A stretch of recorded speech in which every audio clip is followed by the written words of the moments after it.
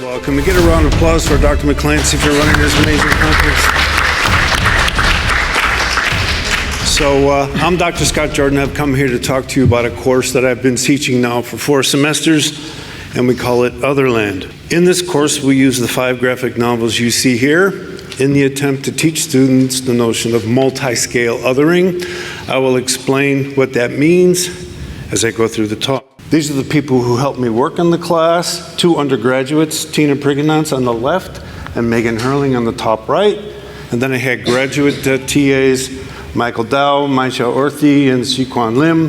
And then Victor Dandridge Jr. worked with us during live Zoom conversations as a comics creator consultant. So, in David Mack's Daredevil Vision Quest, what we do is we ask students to read the graphic novel and look at the images and ask how the image meaning in one frame contextualizes the image meaning in another frame.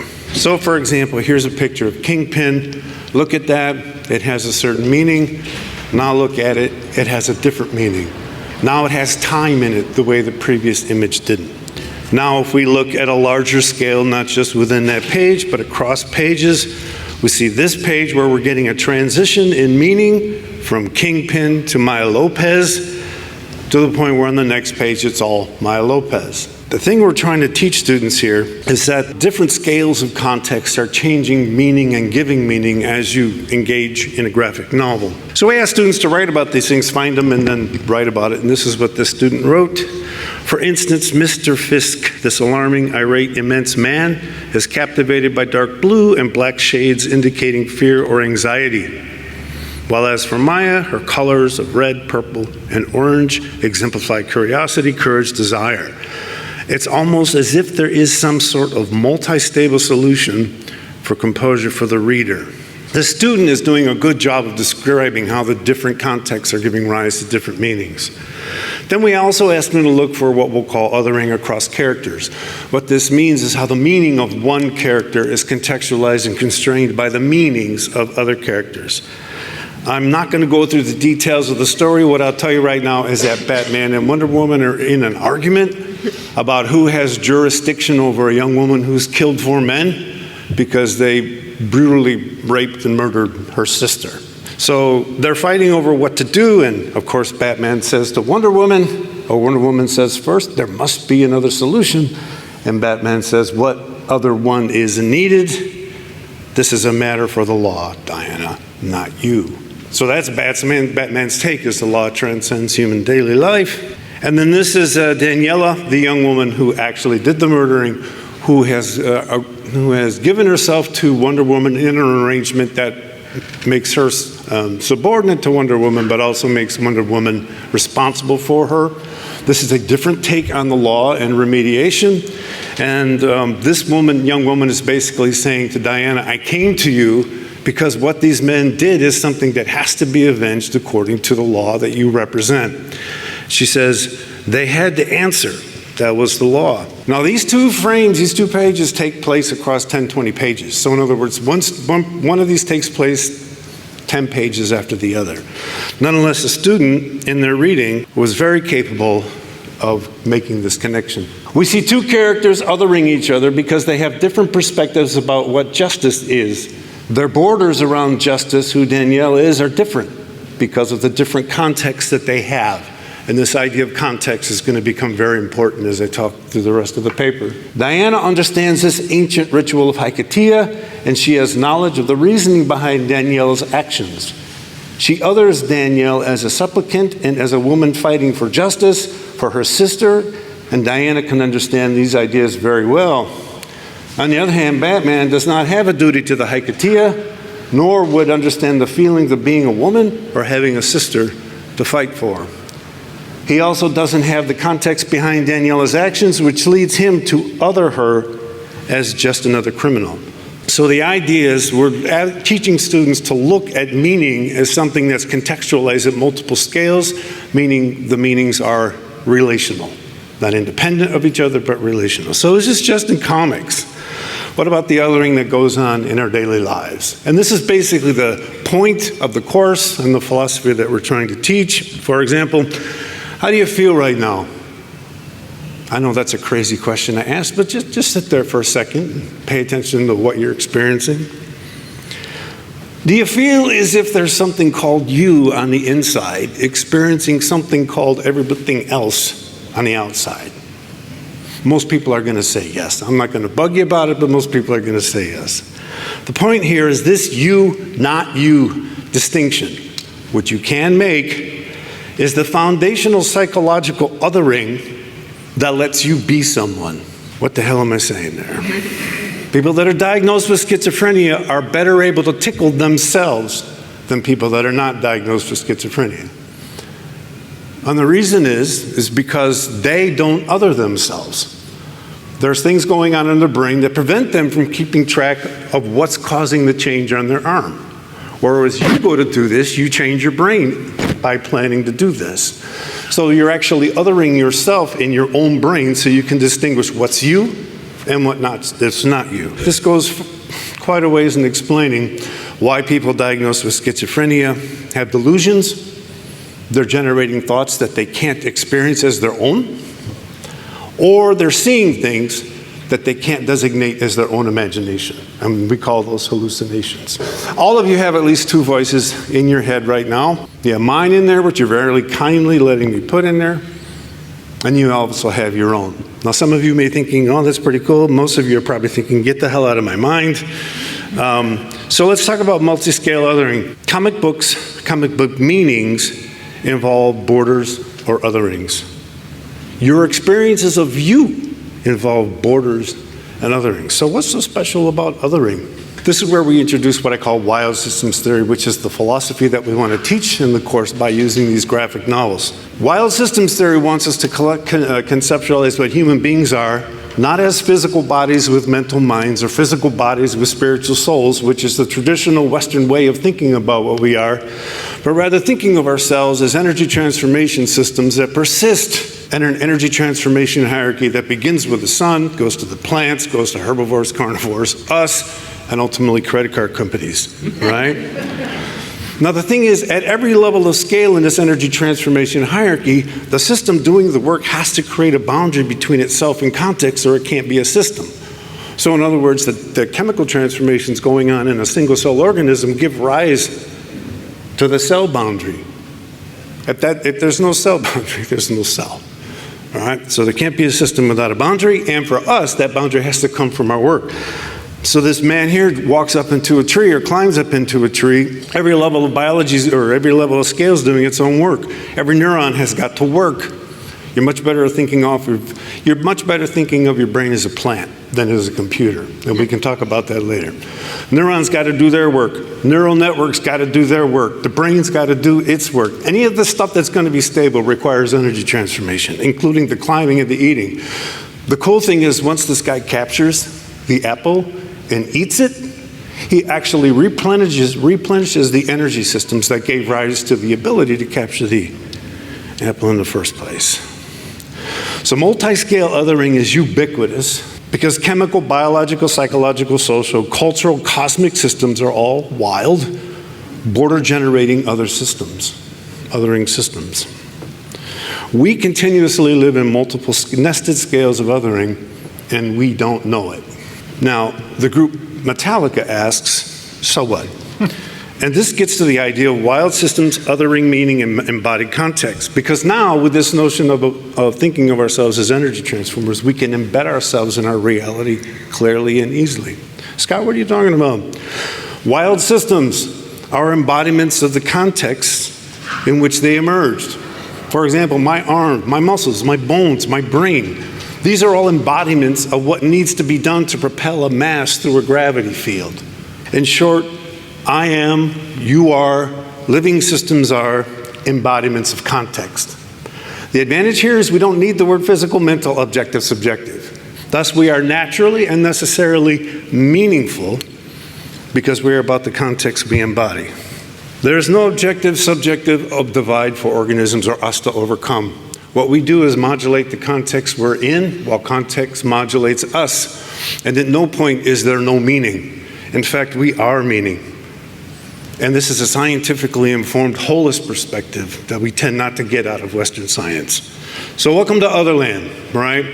You can look at the image here from David Mack's Daredevil Vision Quest. This is Maya describing her father. I'm not going to read it, but basically she's describing how his face is an embodiment of his life history, right? The idea being an embodiment of context. Comics afford students the opportunity to practice experiencing perceptions and thoughts as otherings. Instead of experiencing themselves and as physical systems with minds or souls, they can experience themselves as part of the reality that we live in. Therefore, meaning is not something we have to find. We are meaning. Meaning is something that we have to monitor. Meaning is something that we have to manage. Otherland asked the questions, can students learn these ideas? So we had 4 required quests. We had them write a paper about wild systems theory. We had them write papers about 3 of the 5 graphic novels. We had them write strategy reports where they told us how many points they wanted to get in the class, how many points they had, what assignments they were going to do to fill the gap, right? And then they had side quests. I'm not going to go over these. These are just ways they can earn extra points. Then what we did is my students and I went back and reread every graphic novel paper, and we scored them according to finding moments of application of othering, introspection, meaning applying othering to themselves, and then ubiquity of othering, statements that just sort of indicate that they get that reality is a necessary scale of otherings. And then we rated each of these in terms of exceptional, good, or minimal. I'm not going to read these. I'll come back to them if you have time. These are examples of, during Q&A, these are examples of students' responses to these questions that are absolutely brilliant. These are responses to John Jennings after the rain. I'm just going to show you the results. Is performance in class assignments correlated with these insights into themselves, into reality, into applying these ideas? So what we have here are the 9 categories. U plus means ubiquity, exceptional. U equal means U plus or U equal okay. And U minus means, yeah, you got a little insight there, but it's not perfect. All the I's there refer to insight about themselves, and A refers to applying. The first assignment we looked at was the wild systems paper, and it turns out that those who did well, those who had higher scores in the wild systems paper, also had higher number amounts of ubiquity scores. In other words, it seemed they had a better understanding of ubiquity, and those who had good scores on wild systems paper didn't have poor insight about themselves. That's hard to explain, but that's what it was. And it turns out that they were really good at applying the notions of othering. The same thing happened for the graphic novels, pretty much. But the interesting finding is that the term papers and the strategy reports didn't matter. And this is important because this means that thinking about what you're going to do is so completely different than actually doing it. So reading the wild system paper, understanding it, reading the graphic novel, understanding it is so much more effective at gaining insight than simply thinking this is my plan.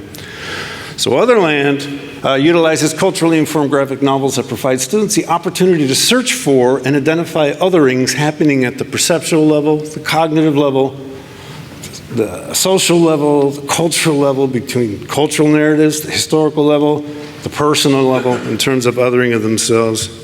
Wild system theory provides a framework that allows a student to experience, and this is the experience, and understand all these different levels of othering is a necessary aspect of being a wild narrative or living system.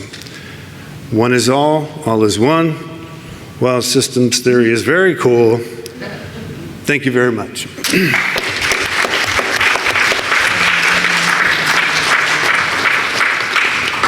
All right, we have time for questions. Go ahead and raise your hand. You said the thing about having the 2 voices in your head. Yeah. What about, and so this isn't really about the comics, but like what about like the music soundtrack that's always running? Well, I mean, How does that work in relationship to those 2 voices? well, what that's going to do is manipulate your emotions, right? I mean, that's what music does. It can manipulate your thoughts. It'll constrain your emotions in predictable ways. That's why you can write a symphony that matters, because Beethoven knows what he's doing to you. If you want to have a conversation on top of that, I guarantee you the Beethoven will influence the kind of thoughts you're having. That way you also kind of can't, it's very difficult to control the song that's running in your head. Does it come out of your body, or is it just like... I think there are going to be what in psychology we call individual differences in the ability to control imagination. or memory. So for some people, they're not going to be able to control memory as others, and those memories just run. Yeah, I'll leave it at that. Yeah, thank you. Question for Scott. We often hear a lot about othering as a weapon, that in common parlance, when we other people, we are dividing ourselves from them and pushing them away and saying, I don't have to care about these people, what they feel, what they go through, or the environment, or whatever we're othering, we're just pushing away. And yet, othering is inevitable if we have a sense of identity. Yes. And so you have presented othering in a more positive way. How do we resolve these two perceptions in the general public where people realize, yes, a black person is different from me in their experiences, for example, but they are like me in many of their feelings, in many of their reactions, and to not other the person to the sense that we don't have to care about them, but to realize differences and similarities simultaneously? Thank you for that excellent question. My answer is something I didn't have time to put in the presentation, but that has a lot to do with why the work is done. We manage our relationships with other people, with other groups, with a society, and people are always left out. By me saying that othering is a natural, necessary property, I am not saying it's good. I'm speaking clearly as a philosopher. I'm not saying it's good or bad. People are walking by homeless people in San Diego all the time. So othering is happening everywhere at multiple scales. Redlining is a way to other at a large community scale to the point where you never have to experience the suffering of the people that have been othered. So that's how we focus on this idea of multi-scale othering, because when we focus on just the standard view of othering, we make it cognitive. And all people have to do is just tell them, yeah, but I'm not racist, and they don't have to work anymore.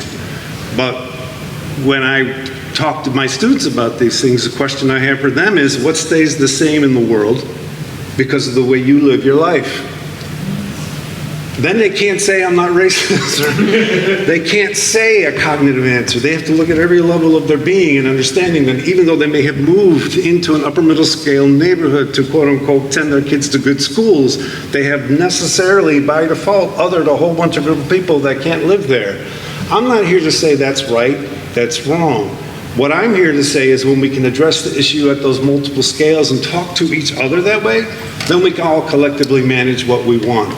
Because quite often when we talk about othering the way you mentioned initially, it comes down to right or wrong, and that binary distinction doesn't invite conversation, it doesn't invite engagement.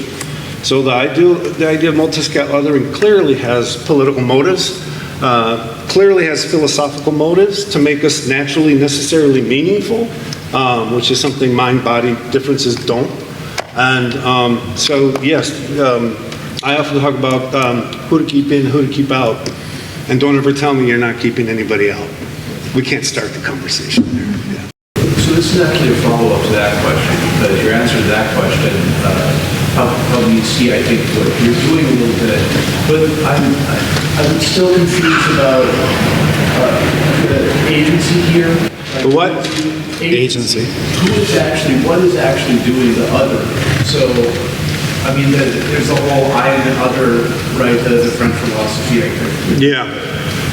And notions of identity being brought to the organism from an exterior system.